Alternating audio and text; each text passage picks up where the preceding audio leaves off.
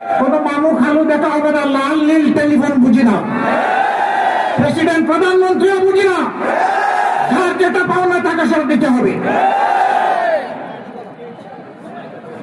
আমরা সমাজে এমন ন্যায় বিচার দেখার পক্ষে, যে বিচার এক একজনের জন্য এক এক রকম হবে না।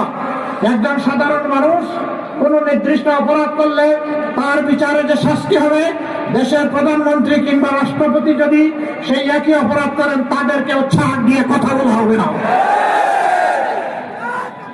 একই বিচারের আওতায় আনতে হবে। এর নাম ন্যায় বিচার। জাতি মুখিয়ে আছে সেই বিচার দেখার জন্যে। যারা তখনও দেশের টাকা চুরি করেছে, এখনো চুরি করে, যারা তখনও টাকা লুণ্ঠন করেছে, এখনো করে, যারা তখনও চাঁদাবাজি করতো, এখনো করে। 12 তারিখ দেশের মানুষ 12.5 কোটি ভোটার, তাদের জন্য 12.5 কোটি লাল কার্ড তৈরি করে রেখেছে।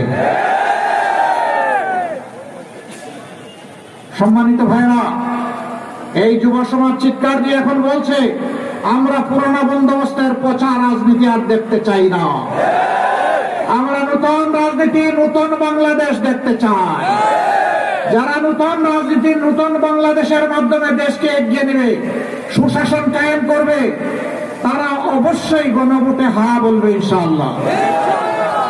আর যারা পচা রাজনীতিতে আবার দেশকে টেনে নিয়ে ফেসিবাদ তৈরি করতে চাইবে, তারাই ভিতরে ভিতরে না বলবে। সাধু সাবধান, জনগণ এবার কাউকে ছেড়ে কথা বলবে না। তাহলে 12 তারিখের প্রথম ভোট কিসে? ইনশাআল্লাহ। এবার আসেন সরকার গঠনের ভোট। আমরা ইতিমধ্যে ঘোষণা দিয়েছি ইনশাআল্লাহ 12 কোটি মানুষ এক সময় ছিল, এর আগে 7 কোটি ছিল, এখন 18 কোটি, হয়তোবা দেখা যাবে 10 বছর পরে 20 কোটি।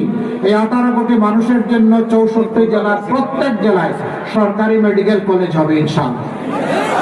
নাটোর জেলায় মেডিকেল কলেজ